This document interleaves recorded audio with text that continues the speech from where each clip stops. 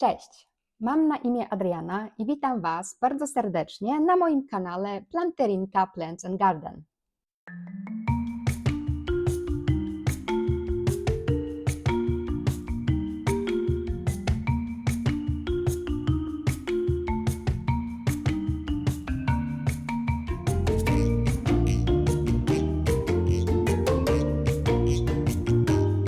Dzisiaj chcę Wam pokazać 10 swoich najdziwniejszych kaktusów, które mam w swoim kolekcji. Większość ludzi wyobraża sobie kaktusy jako takie okrągłe, zielone kulki stojące na parapecie, ale prawda jest taka, że w świecie kaktusów dzieje się naprawdę coś bardzo niezwykłego.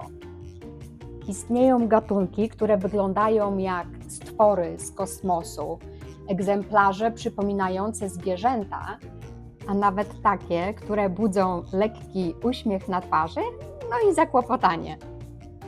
Także oglądajcie, bo w dzisiejszym odcinku zobaczycie 10 najbardziej niezwykłych, najdziwniejszych kaktusów, jakie możecie spotkać. Gwarantuję, że przynajmniej kilku z nich nigdy wcześniej nie widzieliście.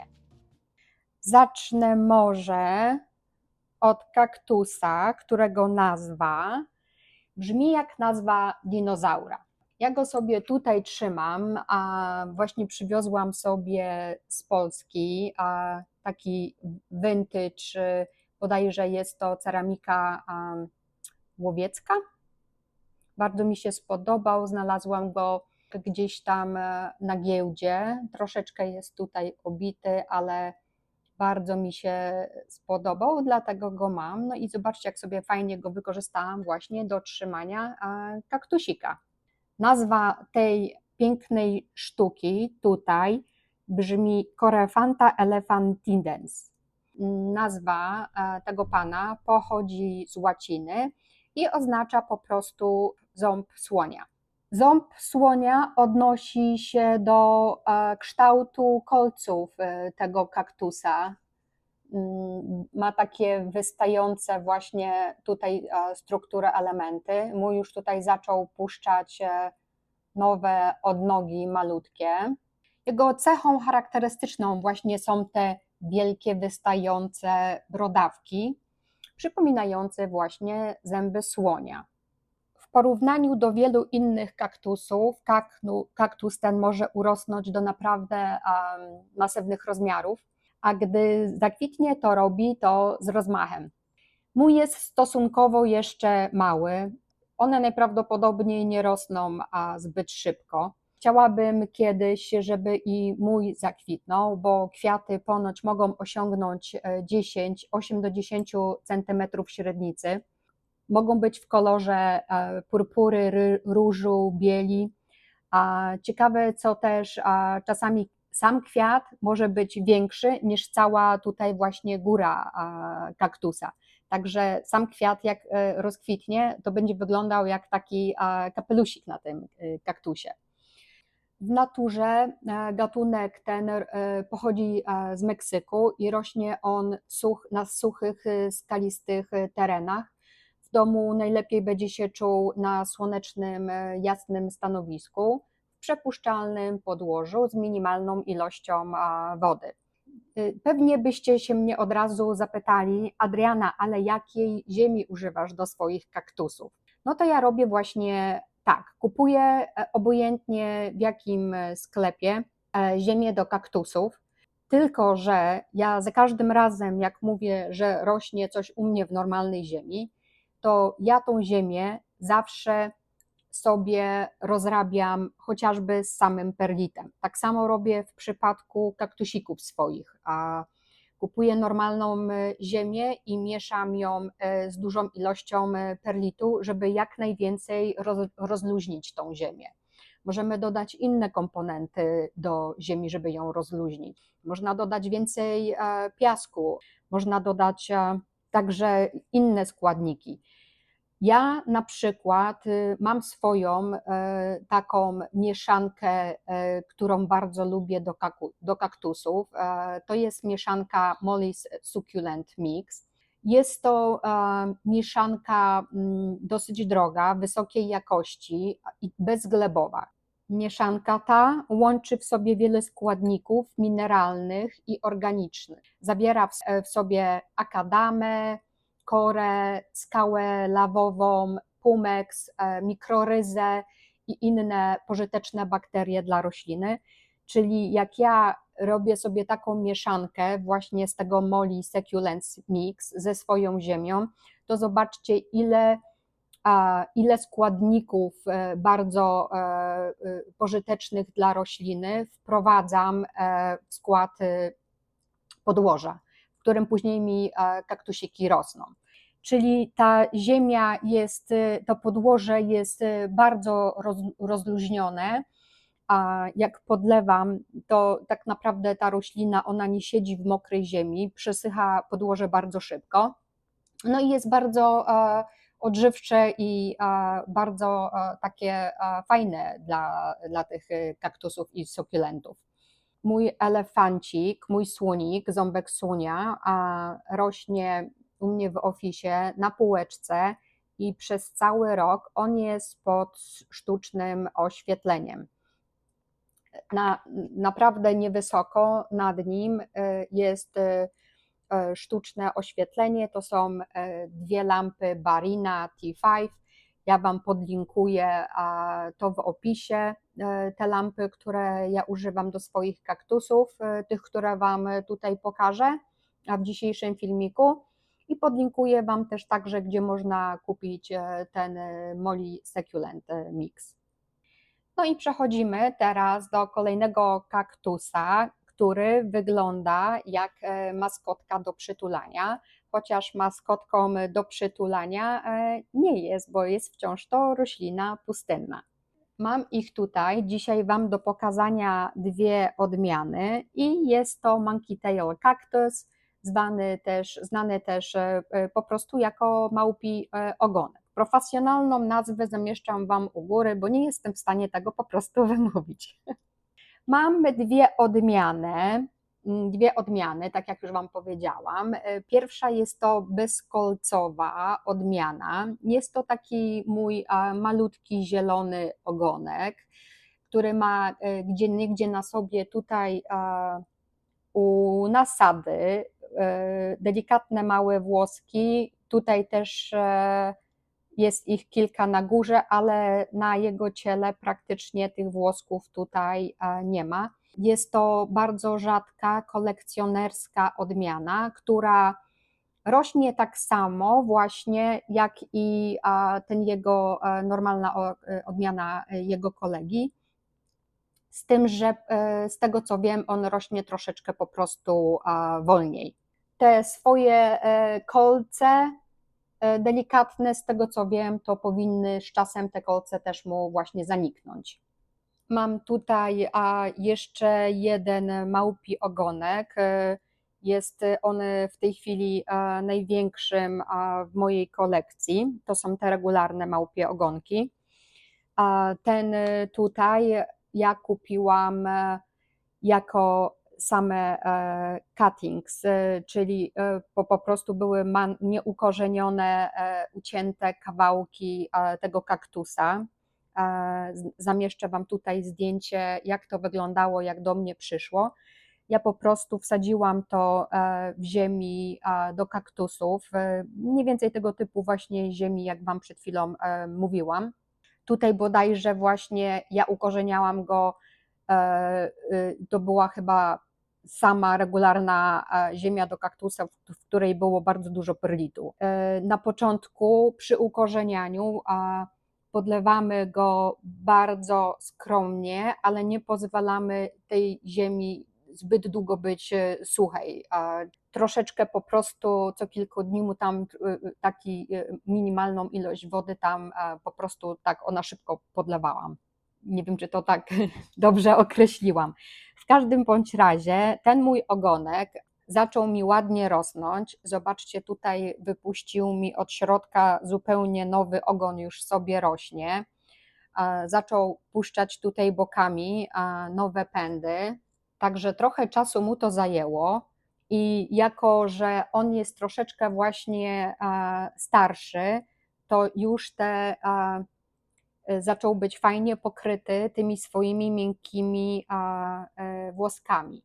Brak ostrych kolców sprawia, że można dotykać, tak jakby głaskać małpie ogonki, ale uwaga, nie pod włos, tylko z włosem można to delikatnie zrobić, ponieważ pod włos, jak będziemy go głaskać, to jest duża szansa na to, że te delikatne, drobne kolce mogą nam się wkłuć w paluszki, bo jednak jak to nie było, jest nadal kaktus, prawda? Więc delikatność jest wskazana. W naturze kaktus ten pochodzi z Boliwii, gdzie rośnie na skalistych zboczach, a jego pędy mogą osiągnąć nawet 3 metry długości. Najlepiej wygląda on w dolnicach lub makramach, żeby po prostu zwiesając swoje długie ogony mógł być ładnie wyeksponowany i mógł swobodnie sobie po prostu opadać. Moje małpie ogonki są jeszcze malutkie, dlatego po prostu sobie stoją w dolniczkach. Ten stoi u mnie w kuchni na przypołudniowym oknie, także dosyć dużo słoneczka ma. Ten stoi u mnie w ofisie pod samym właśnie tym światełkiem, też sporo światła ma. A ten stoi u mnie też pod sztucznym światłem w plentrum i odkąd go dostałam, to tutaj to są nowe jego przyrosty, tutaj ten kawałek, ten kawałek, ten kawałek. Kaktusiki te potrzebują jasnego słońca. Nie wiem, czy mogą być w takim pełnym, mocnym słońcu, do tego to jeszcze nie doszłam, nie sprawdzałam tych informacji, czy mogą być w takim bardzo jasnym, bezpośrednim, mocnym słońcu, czy nie? Jeżeli wiecie, to dajcie znać, uzupełnijcie moją wiedzę na ten temat. Z tego co wiem, niektóre kaktusy mogą być, szczególnie te właśnie, które mają mocne igły, długie, mocne igły, właśnie te typu kulkowate, takie typowo pustynne kaktusy, one mogą znieść bardzo jasne, mocne, bezpośrednie słońce i nie zostaną przypalone. Czy małpi ogonek może być? Nie wiem, może pomalutku można było go po prostu dostosować do takiego bardzo jasnego słońca, ale ja nie próbowałam, bo ja swoje kaktusy jak na razie trzymam w domu. Planowałam w tym roku wynieść je trochę na dwór, ale no niestety przez to, że wyjechałam na wakacje, to do tego nie doszło, także stoją dalej tam, gdzie u mnie stały. Napiję się trochę wody, bo mi zaschło w gardełku od gadania. I teraz tak, kolejnym bohaterem naszego zestawienia jest Pine Cactus variegata. Kaktus ten przypomina szyszkę sosny, prawda? Ja mam akurat tą odmianę, która jest taka bardziej kolekcjonerska. Tutaj z tej strony zaczął już mi dołem puszczać malutkiego babyćka. Jego pędy składają się, jak widzicie, na takie segmenty, które właśnie w tej wersji variegata przybierają taki żółto-zielony, marmurkowe, fajne wzory na jego ciele. I widzicie tutaj górą od światła wybarwia się bardzo ładnie na różowo. Odmiana ta jest bardzo rzadka. Utrzymanie tych wyraźnych żółtych przebarwień wymaga dużej ilości światełka, a jednocześnie też i ostrożności, żeby po prostu nie doszło do poparzenia. Kaktus ten jest prawdziwą perełką w kolekcjach. Bardzo cieszę się, że udało mi się go dostać. Nie mamy tej odmiany tego kaktusa, tej regularnej. Ten kaktus mi tutaj rośnie też w tej ziemi. Tak, to jest ta moja mieszanka, ta normalnej ziemi razem z tym Molly Succulent Mix. i rośnie mi na tej półeczce w ofisie razem z tymi innymi kaktusikami, które trzymam w tych malutkich doniczkach. Światło ma bezpośrednio. Ja większość swoich kaktusów w okresie ich wzrostu, czyli to będzie od marca do listopada, 2 razy w miesiącu, przepraszam. 2 razy w miesiącu, zazwyczaj jest to 1 i 15. Jest to bardzo łatwo mi po prostu zapamiętać, kiedy one były podlewane. W okresie zimowym podlewam raczej bardzo skąpo, raz w miesiącu troszeczkę, a niektóre odmiany przez okres zimowy, te, które generalnie potrzebują bardzo mało wody, nie podlewam ich wcale. Pomijam to, bo po prostu boję się, żeby jak one są w okresie spoczynku, nie rosną, boję się, żeby po prostu mi nie zgniły. I jak na razie u mnie się to w miarę sprawdza, chociaż nie powiem, że nie ubiłam kilku kaktusów, no bo oczywiście ubiłam nieraz po prostu kupując nowe kaktusy. One przysyłane są bez ziemi, to są same korzonki na wierzchu, one są te korzonki lekko przysuszone. Trzeba wtedy wsadzić te kaktusy i doprowadzić do tego,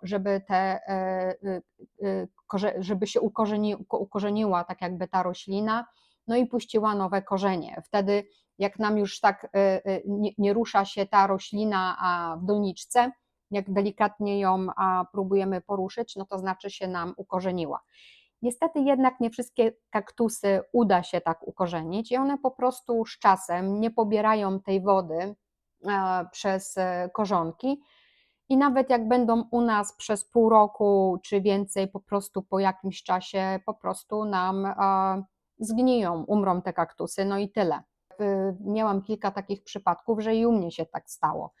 Dlatego ja uważam, że kaktusy, które nie są ukorzenione, które przychodzą do nas bez właśnie doniczek, najlepiej kupować jest w okresie ich wzrostu, dlatego bo mamy jeszcze szansę na to, żeby przed zimą po prostu je dobrze ukorzenić i mamy większą szansę po prostu na to, że nam się te nowe roślinki przyjmą. A teraz coś dla fanów roślin wyglądających jak potwory z filmów. Mamy tutaj ariokarpusy. Malusieńki ariokarpus Godzilla. On jest bardzo malutki i ma bardzo malutkie swoje listeczki. On rośnie mi tutaj, to jest ten Molly Succulent Mix, bez żadnych domieszek. Jest to hybryda o niesamowicie takich właśnie poskręcanych brodawkach, które przypominają skórę mitycznego potwora z filmu, dlatego też właśnie został tak nazwany. Zobaczcie, ja tutaj robię Wam wstawki właśnie tej dorosłej formy tej gadzyli, żebyście mogli sobie zobaczyć, jak te właśnie poskręcane brodawki bardzo fajnie wyglądają. No i kaktus ten rośnie naprawdę bardzo pomalutku. W ciągu roku potrafi on przyrosnąć zaledwie o kilka centymetrów. Także pewnie bardzo długa droga przed moim ariokarpusem, zanim będzie podobny do swoich starszych kolegów. Ale właśnie ten bardzo powolny wzrost i niepowtarzalna faktura ariokarpusów sprawia, że one są bardzo popularnymi roślinami wśród kolekcjonerów. Tutaj dla porównania mam tą drugą odmianę ariokarpusa, która nazywa się Rough Tubercle. Brodawki tej rośliny są wyraźnie takie trójkątne, takie zamszowe w dotyku, bardzo takie twarde, chropowate troszeczkę, co nadaje tej roślinie takiego surowego, poważnego, prawie że kamiennego wyglądu. Ten tutaj Ariocarpus, widzicie, rośnie mi w tej mojej mieszance ziemi razem z Molimix. Jak widzicie, Ariocarpusy są to kaktusy, które nie mają kolców. W samym środku tworzy się tutaj takie futereczko, które dodaje takiego fajnego uroku tej roślinie. Ariocarpusy mogą kwitnąć. Moje oczywiście nigdy mi jeszcze nie zakwitły. Kwiaty tej rośliny mogą być intensywnie różowe, delikatniej różowe, niektóre też i białe, w zależności od odmiany Ariocarpusa. Kwiaty robią bardzo fajny kontrast do tej fajnej zieleni ciała tych roślinek. Ariocarpus wymaga suchych zim i jest właśnie jedną z tych roślinek, które ja przez okres zimowy nie podlewam w ogóle i wymaga on bardzo mocno przepuszczalnego podłoża. Jest kaktusem, którego bardzo łatwo jest po prostu przelać. Także skąpo z podlewaniem. Ja w tej chwili w okresie jego wzrostu podlewam go mniej więcej, bym powiedziała, raz w miesiącu i to by było tyle. Tak jak wszystkie kaktusy i ariocarpusy wymagają dużo jasnego światła, albo południowe, zachodnie okno, bym powiedziała, dla nich, albo po prostu trzymać je pod sztucznym oświetleniem, i też mogą w ten sposób nam bardzo fajnie rosnąć. Mówiąc o najdziwniejszych kaktusach, takich bardzo zaskakujących, nie mogłabym pominąć tego kaktusa, który w ogrodniczym świecie zdobył swoją sławę dzięki swojemu nietypowemu kształtowi. Mówimy tutaj o kaktusie, potocznie nazywanym jako penis kaktus. Kaktus ten rośnie w takich bardzo nieregularnych, cylindrycznych segmentach. Zobaczcie, ja mam jeden tylko segment tego kaktusa. Tutaj z boku zaczęło mi wyrostać, teraz dopiero właśnie jest okres ten wzrostu kaktusów i puścił mi właśnie nowego babyka z boku. Ja tutaj zamieszczam Wam wstawki, zdjęcia, jak wyglądają właśnie takie bardziej dorodne już te kaktusiki. Często właśnie przybierają one takie formy, no cóż, dosyć takie sugestywne, co to dużo mówić, przecież sami dobrze widzicie, jak ten kaktusik wygląda. No także, co tu dużo mówić. Może troszeczkę powiem Wam coś więcej o tej roślince. Pochodzi ona z Andów i może osiąga naprawdę spore rozmiary. Rośnie powoli, a w kolekcjach jest taką ciekawostką, więcej niż taką rośliną masowej uprawy. Także też chciałam tutaj w swojej kolekcji takiego kaktusika mieć. No, malutki, pojedynczy egzemplarz w doniczce. Kolega już sobie rośnie, także będę miała teraz już dwa. Co jeszcze mogłabym powiedzieć, że jest to kaktus, który rosnąc ma na sobie takie bardzo malutkie igiełki, które później z czasem zamieniają się właśnie w takie całkowicie bezigłowe segmenty. Mój kaktus rośnie w ziemi do kaktusów z dużą domieszką perlitu. Trochę tutaj też mam kory dosypanej, także widać, odpowiada mu ta mieszanka, którą mu dałam. Rośnie on u mnie w plentrum pod sztucznym światłem cały czas. No i pewnie tam zostanie jeszcze przez jakiś długi okres czasu, bo widzę, że mu tam po prostu dobrze. Pozostajemy nadal w klimacie nietypowych kształtów, no i teraz będzie słynny bubikaktus. Jest to japońska selekcja, w której poszczególne segmenty przypominają po prostu kobiece piersi. Profesjonalną nazwę oczywiście zamieszczam Wam tutaj u góry, nie będę sobie wykręcać na niej języka. Jest to roślina, która wzbudza uśmiech, ale też i zachwyt, bo jej forma jest naprawdę unikatowa. Taka ciekawostka, bo w Japonii jest to roślinka ta uchodzi za roślinę, która przynosi szczęście i dobrobyt. Oba te nasze kaktusiki potrzebują jasnego stanowiska i regularnego podlewania w okresie ich wzrostu, czyli od wiosny do jesieni. Rzadziej podlewamy je zimą, w okresie zimowym, no i oczywiście wymagają dobrze przepuszczalnego podłoża.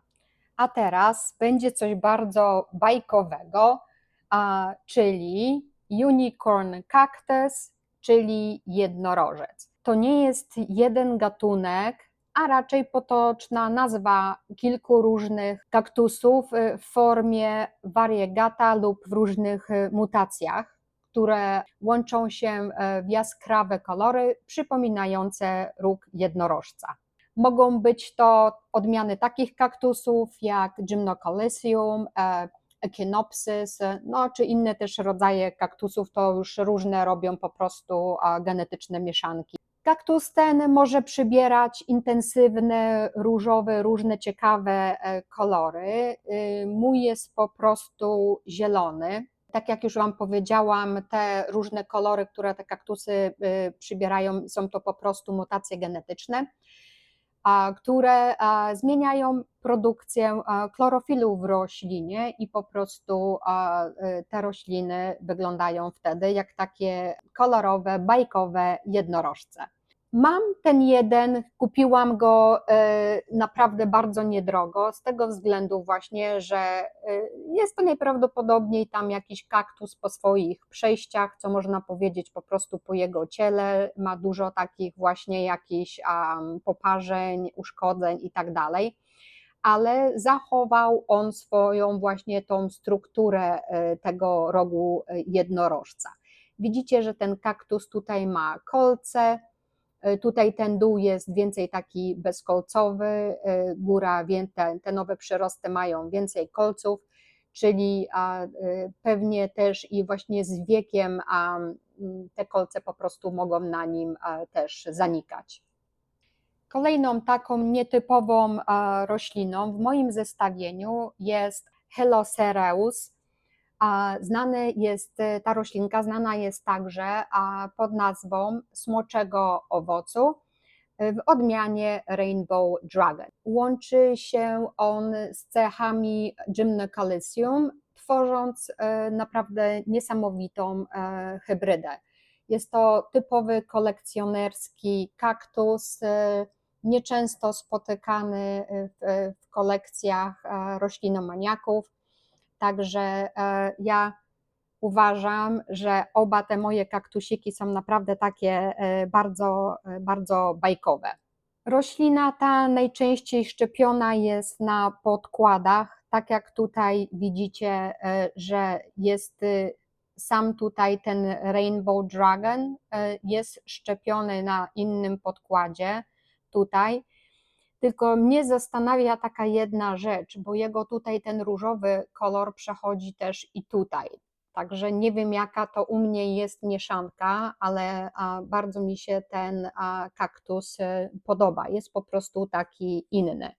Oni szczepią te kaktusy z tego względu, że one po prostu mają bardzo mało chlorofilu w sobie, czyli jest duża szansa na to, że po prostu roślina bez szczepienia nie przeżyje z tego względu, że ma w sobie za mało zielonego koloru. Te szczepione roślinki, one po prostu szybciej rosną na podkładach, no i utrzymują swój kolor. Zarówno jednorożec, jak i Rainbow Dragon wymagają jasnego stanowiska. Trzeba jednak uważać, żeby nie doszło do poparzenia słonecznego, ponieważ są to wybarwiane kaktusy, czy właśnie szczególnie te wybarwiane kaktusy, no bo ten ja mam zielony, to no on nie jest wybarwiany. ale właśnie te wybarwiane kaktusy są bardziej podatne na poparzenia. Co do podlewania, to podlewamy je tak samo jak wszystkie te, co poprzednio Wam mówiłam. Czyli w sezonie wzrostu podlewam 2 razy w tygodniu, okres zimowy raz w miesiącu. Następną roślinką, przedostatnią już w moim zestawieniu, jest Pseudolithos migurantus, chyba się to nazywa migurantus. Ja mam tutaj ich trzech kolegów. Jest to wyjątkowa roślina z Somalii. Jej nazwa oznacza fałszywy kamień, ponieważ właśnie swoim wyglądem przypominają właśnie takie kamienie, żywe takie kamienie. Rośnie ona w suchym, skalistym, no i oczywiście słonecznym środowisku.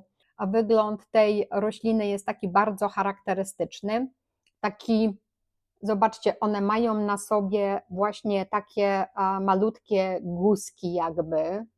Zrobię Wam tutaj zbliżenie, chociażby na tej jednej. Roślinki te nie mają liści, no i wyglądają jak takie malusieńkie potworki. Roślina ta nie rośnie zbyt wielka, zazwyczaj ma właśnie taki kulisty kształt, jak jest mniejsza. Może mieć też piramidalny kształt. Zobaczcie, jakie one właśnie, to jest ta sama roślina i każda jedna jest po prostu unikatowa. One wszystkie mają takie inne kształty. Później z wiekiem, jak są starsze, to po prostu wydłużają się i rosną troszeczkę takie jakby wyższe. Ale mają takie właśnie kształty, takie czworokątne, cylindryczne, okrągłe, także różniaste. Przy odrobinie szczęścia może nam ona zakwitnąć. Jej kwiatki są malutkie, wyrastają zazwyczaj tak z boku roślinki, a te kwiatki rosną tak jakby w takich gronach i mogą mieć kolory od ciemnoczerwonego do takiego kasztanowego, taki kasztan, taki ciemny brąz. Taka naprawdę ciekawostka wśród roślinomaniaków. Bardzo Wam polecam tą roślinę, bo no takie inne są, takie naprawdę są inne. Jeżeli chodzi o kwiaty, to jeszcze mogę Wam powiedzieć taką ciekawostkę, że rośliny te zapylane są przez muchy i kwiaty ich mają bardzo nieprzyjemny zapach, przypominający zgniłe mięso. Także nie tylko stapilie mają nieprzyjemnie pachnące kwiaty. Roślina ta wymaga silnego światła, trzeba jednak uważać, żeby nie doszło do poparzenia. Bardzo skąpego podlewania, bym powiedziała, też właśnie przez to, że one mają te duże takie swoje ciała, to dużo wody w nich kolekcjonują. No i oczywiście, co warto jeszcze wspomnieć, wszystkie kaktusy wymagają dobrej wentylacji, czyli obrotu powietrza. Ja mam pomontowane takie malutkie wiatraki, które chodzą dzień i noc, po prostu ja ich w ogóle nie wyłączam. Szczególnie właśnie bym powiedziała, że żeby po prostu po podlewaniu obrót powietrza był zapewniony. Tak jak już mówiłam, rośliny te podlewam skąpo w okresie ich wzrostu i w okresie zimowym nie podlewam ich wcale. Wcale robię taką całkowitą przerwę w podlewaniu.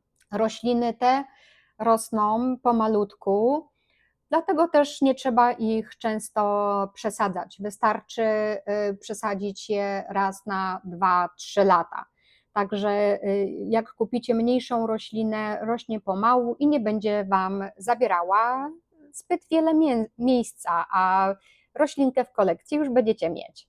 No i wspomnę może tu jeszcze o nawożeniu. Ja kaktusy podlewam, dożywiam odżywką do zielonych roślin, która jest także przeznaczona do kaktusów.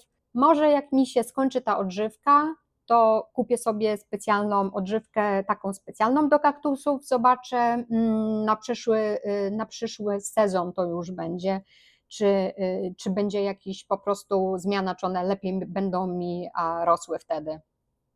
No i na zakończenie będzie klasyka w nietypowym wydaniu, czyli kaktus spiralny, zwany także jako kaktus tornado. Profesjonalną nazwę podaję tutaj u góry. Czemu klasyka w nietypowym wydaniu? A dlatego właśnie, że jego standardowy kolega rośnie na takich prostych, wysokich kolumnach, a ta odmiana skręca się w miarę wzrostu. Zobaczcie, jak to fajnie wygląda, tworząc właśnie taki charakterystyczny, spiralny kształt. Jest to szybko rosnąca roślina, która po osiągnięciu dojrzałości może osiągnąć nawet do 4 metrów wysokości, z licznymi gałęziami i przepięknie pachnącymi kwiatami. Jakim sposobem tworzą się te spiralki? Są one po prostu mutacją genetyczną, która powoduje właśnie to, że kaktus zaczyna się skręcać. Ten spiralny wzrost może wystąpić też u innych roślin, tak jak na przykład nasz tutaj jednorożec. Jeszcze raz Wam go pokażę. No on właśnie też ma te jego segmenty takie, a powstają właśnie poprzez tą mutację genetyczną. Także dwie takie poskręcane odmiany kaktusików. No, ja akurat tego kaktusa naprawdę uwielbiam. Patrząc na niego, on wygląda jak taka rzeźba z muzeum. Taki nawet kolor na tym kaktusie taki jest troszeczkę przechodzony, ten zielony, taki marmurowy. No po prostu uwielbiam go, piękne są te kaktusiki. A potrzebują one jasnego światła, oczywiście. W miarę możliwości można go też przyzwyczaić do pełnego słońca, trzeba to jednak robić pomalutku. Jeżeli chodzi o światło, naprawdę dla tych kaktusów, które się skręcają, dla tych kaktusów, które mają takie inne struktury, dla tych kaktusów, które rosną takie wysokie, dla nich trzeba zapewnić odpowiednio dużą ilość jasnego słońca, jasnego światła, z tego względu, że jeżeli będą dostawały za mało światła, to po prostu zaczną się wyciągać i z czasem po prostu ten skręt zacznie nam zanikać, zaczną się robić takie większe, szersze odstępy i po prostu zgubi nam tą taką spiralną strukturę. A kaktusy, które są szerokie, zaczną nam się wyciągać i zaczną robić się nam coraz cieńsze, rosnąc w górę. Gdy będzie otrzymywał dużą ilość światła, po prostu będzie nam się ładnie skręcał i będzie nam dalej pięknie rósł. Tak jak już Wam wspomniałam, kaktusy te rosną dosyć szybko, także na pewno trzeba je częściej przesadzać. No i uważam, że one potrzebują też troszeczkę więcej wody od niektórych swoich kolegów, po czym możemy poznać, że kaktus potrzebuje wody. Może nam się po prostu jego ciało w dotyku zrobić takie bardziej miękkie, albo zacznie nam się po prostu on delikatnie przechylać. Wtedy jest to oznaką tego, że potrzebuje wody i trzeba go podlać. No zimą oczywiście, kiedy przechodzą w stan uśpienia, podlewamy je rzadziej, także no, trzeba niestety wyczuć sobie to, jak podlewać te nasze kaktusy. Jedne tak, drugie inaczej. Warto, kupując nową roślinkę, przyjmując ją do swojego domu, po prostu poczytać trochę więcej informacji i zapoznać się z wymaganiami danej rośliny, no i w miarę się do tego po prostu stosować. Mówią też, że kaktusy jak przechodzą na zimę w stan uśpienia, w stan tego swojego spoczynku, że można je przenosić do nieoświetlonego, chłodniejszego miejsca. i po prostu zaprzestać całkowicie ich podlewanie. No ja w swoim domu nie mam takiego miejsca. Mam piwnicę, ale tam zdecydowanie jest za zimno przez zimę, także nie mam tak typowo chłodnego miejsca, ani bardzo zimnego miejsca. Także moje kaktusy u mnie w domu na okres zimowy zostają tam, gdzie po prostu są. Podlewam je po prostu dużo rzadziej, albo po prostu co niektóre wcale. No i to już jest koniec tego mojego przeglądu, tych moich niezwykłych, śmiesznych kaktusików. Jak widzicie, w świecie sukulentów można znaleźć prawdziwe cuda natury, przepiękne rośliny, które przypominają dzieła sztuki. Niektóre przypominają postaci bajkowe. Natura potrafi być naprawdę niesamowita. Dajcie znać, które z tych moich okazów pokazanych Wam tutaj właśnie dzisiaj spodobały Wam się najbardziej. A może któreś dojdą na Waszą listę tych roślinek, które byście chcieli mieć. Może któreś z tych roślinek już macie, a macie troszeczkę inne doświadczenia z nimi. Także dajcie znać w komentarzu, co o nich sądzicie. Może jakieś informacje, które pominęłam, a mogłabym uzupełnić jeszcze.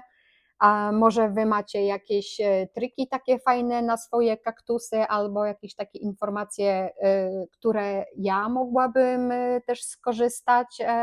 Piszcie w komentarzach. Dziękuję Wam bardzo za to, że jesteście ze mną na moim kanale, że oglądacie moje filmiki, że lajkujecie. Jesteście naprawdę przecudowni. Witam bardzo serdecznie wszystkich nowo oglądających. Jeżeli jeszcze nie subskrybujecie mojego kanału, to bardzo Was proszę o kliknięcie subskrypcji, i dzwoneczka, żeby nie przegapić kolejnych filmików. Szczególnie jeżeli chcecie zobaczyć więcej takich botanicznych ciekawostek, to zapraszam serdecznie. Do zobaczenia w następnym filmiku, w następnym odcinku. Niech się Wam zieleni i pa pa! Bye!